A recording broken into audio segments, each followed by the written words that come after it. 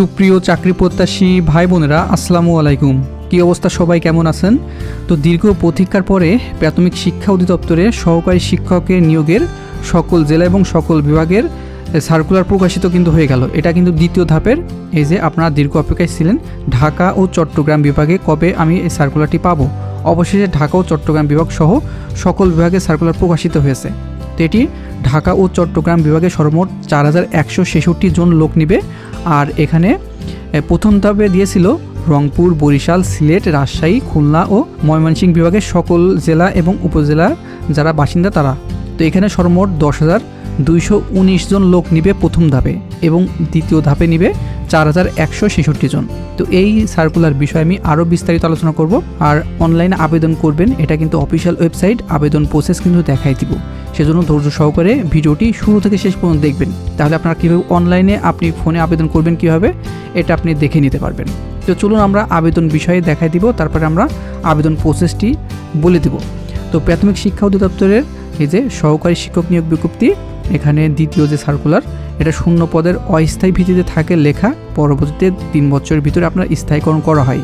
প্রথমে সকল সার্কুলারের ক্ষেত্রে অস্থায়ীভাবে নেয়, তারপরে আপনার 2 থেকে 3 বছরের ভিতরে স্থায়ীকরণ করা হয়। এটা কোনো সমস্যা না, ঠিক আছে। তো এখানে নিম্নবর্ণিত বেতন স্কেলে নিয়োগের জন্য 3 পার্বত্য জেলা ব্যতীত ঢাকা ও চট্টগ্রামের বিভাগের সকল জেলা এবং সকল উপজেলা অথবা থানা থেকে আপনারা আবেদন করতে পারবেন।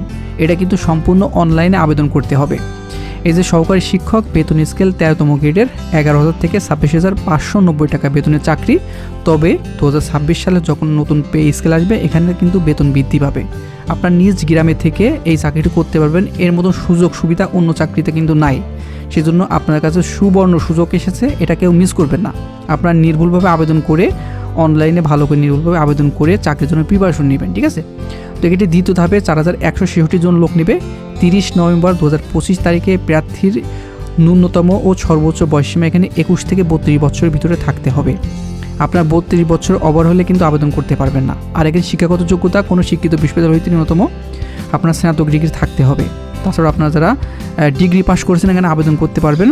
আর আপনার যারা ফাজিল পাস করছেন এখানে আবেদন করতে পারবেন। এখানে আপনার যাদের জিপিএস 4 আছে স্নাতকের ক্ষেত্রে, এখানে 2.25 পেয়ে উত্তীর্ণ হতে হবে। আর যাদের স্নাতকের ক্ষেত্রে 5 স্কেল আছে 2.80 পেয়ে উত্তীর্ণ হতে হবে।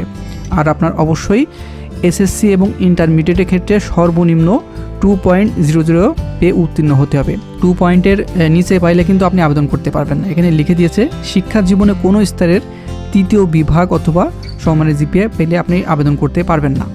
তো এখানে আগ্রহী প্রার্থীকে অনলাইনে আবেদন করতে হবে। আবেদন শুরু হবে, এই সার্কুলারে আবেদন শুরু হবে 14 নভেম্বর 2025 সকাল 10:30 থেকে, এবং এটি শেষ হবে 27 নভেম্বর 2025 রাত 11:59 পর্যন্ত। আবেদন কিন্তু খুবই কম সময় দিয়েছে, এরই ভিতরে আবেদনটি করে নেবেন। আর প্রথম যে সার্কুলারটি সেটি হচ্ছে এই যে প্রাথমিক শিক্ষা অধিদপ্তরের, এটা হচ্ছে আপনার রংপুর, বরিশাল, সিলেট, রাজশাহী, খুলনা ও ময়মনসিংহ বিভাগের সকল জেলা এবং উপজেলা থেকে আবেদন করতে পারবেন। এটা 10,219 পদে আবেদন। এটার বয়সসীমা কিন্তু 30 নভেম্বর 2025 তারিখ থেকে 21 থেকে 32 বছর। শিক্ষাগত যোগ্যতা কিন্তু সেম থাকবে, তবে এটি কিন্তু আবেদন চলমান আছে। আমার ভিডিওটি পাওয়ার সঙ্গে সঙ্গে অবশ্যই অনলাইনে আবেদনটি করে নেবেন।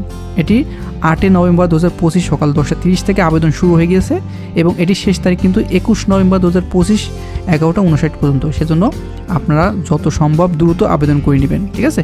আর আবেদন ফি কিন্তু এখানে সর্বসাকুল্য টেলিটক চার্জ 112 টাকা খরচ হবে।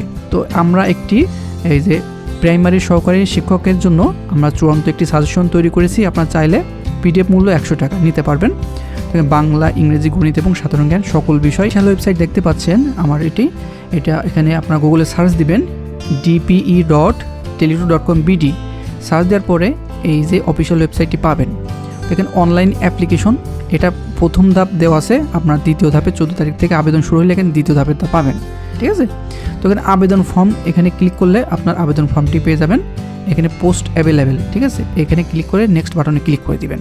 আপনি যে জেলা থেকে আবেদন করতে চান সেই জেলাটা সিলেক্ট করে আপনি বিভাগটি সিলেক্ট করে এখানে কিন্তু নেক্সট বাটনে ক্লিক করে দেবেন। দেওয়ার পরে এসএসসি এবং আপনার ইন্টারমিডিয়েট ডাটা ভেরিফিকেশন হবে। এখানে কোনো প্রকার মিথ্যা নিউজ দেওয়া যাবে না, তাহলে কিন্তু আপনি ডাটা ভেরিফাই হবে না। আপনার সার্টিফিকেট নিয়ে যাবেন এবং আপনার সার্টিফিকেট অনুযায়ী এইগুলো ফিল আপ করতে হবে। প্রথমে আপনি যদি এসএসসি পাস করে থাকেন এসএসসি দিবেন, দাখিল পাস হলে দাখিল, তাছাড়া ভোকেশনাল থেকে পাস করলে ভোকেশনাল সিলেক্ট করে দিবেন, যার যেটা সেটা এখানে সিলেক্ট করে দিবেন। তারপর বোর্ড, আপনি কোন বোর্ড থেকে পাস করেছেন সেটি আপনি সিলেক্ট করে দিবেন। তারপর আপনার রোল নাম্বার, আপনার সার্টিফিকেটে অথবা আপনার মার্কশিটে কিন্তু রোল আছে, সে রোল নাম্বারটা এখানে নির্ভুলভাবে দিবেন। তারপর রেজিস্ট্রেশন নাম্বার, সার্টিফিকেটে অথবা মার্কশিটে রেজিস্ট্রেশন নাম্বার আছে, সেটি এখানে সিলেক্ট করে দিবেন বা বসাই দিবেন। এবার পাসিং ইয়ার, খুবই গুরুত্বপূর্ণ। পাসিং ইয়ারটি আপনার যে সার্টিফিকেট আছে সেখানে কিন্তু উল্লেখ করা আছে কত সালে আপনি পাস করছেন সেটা উল্লেখ করে দিবেন। তারপর এক্সামিনেশন, এইচএসসি ক্ষেত্রে আপনার এইচএসসি সিলেক্ট করে দিবেন। তারপরে বোর্ড, আপনি যে বোর্ড থেকে পাস করেন সেটি, তারপর রোল নাম্বার, রেজিস্ট্রেশন নাম্বার এবং পাসিং ইয়ার সিলেক্ট করার পরে নেক্সট বাটনে ক্লিক করে দিবেন। ক্লিক করার পরে কিন্তু আপনার ভেরিফাই হয়ে যাবে, আপনি এখানে নির্ভুলভাবে আবেদন করে নিতে পারবেন। মন্তব্যটা লিখে দিবেন, পরবর্তীতে আপনার কমেন্টে রিপ্লাই দেওয়ার চেষ্টা করব। তো বন্ধুরা, ভালো থাকবেন, সুস্থ থাকবেন, দেখা হবে নেক্সট আকর্ষণীয় জব সার্কুল এবং শিক্ষামূলক তথ্য নিয়ে।